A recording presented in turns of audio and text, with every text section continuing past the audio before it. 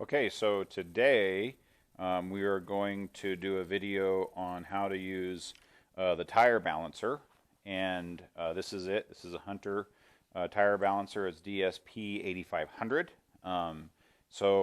First thing we're going to start off with is there's a power switch on the back side, and so if you look back here, right here, there is a power switch. You turn it up, turn it on, turns the power on to the balancer.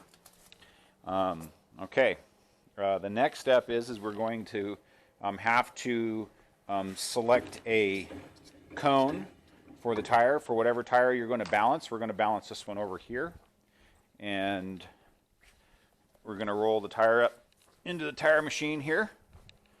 Now, you have to select a cone for the tire that fits the center hole of the tire. So right here is going to need a cone that fits. There's 4 different size cones on this side, and you have to know that the largest cone is a little bit different than the smaller cones. Okay, so if you have to use the large cone, you don't put it on the same way that you do the smaller cones. So the smaller cones will go on first, because they can fit in between this recess right here. And so the spring will compress and it will go inside there. The larger cone is too big for it to be on the same way. It can't fit into that recess.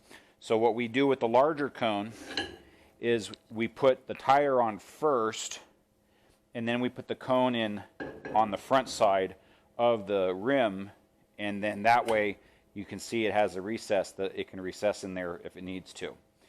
Okay. Also, if the rim is a lot larger, the hole's a lot larger, and you still need to use this one, there is an adapter plate for larger tires, which is right there. Okay. We won't use that today. So what we have to do is we have to see will this cone fit in that hole, and this one, it's too small for the hole there. And that's the second largest cone there. So that's not going to work. So we have to use this large cone. So what we're going to do is put the tire on first. And once we get the tire on, then we put the cone on right there. And then we're going to center that onto the rim. It has a little ridge that holds it on there. So that will hold onto the cone, onto the rim. See how that is.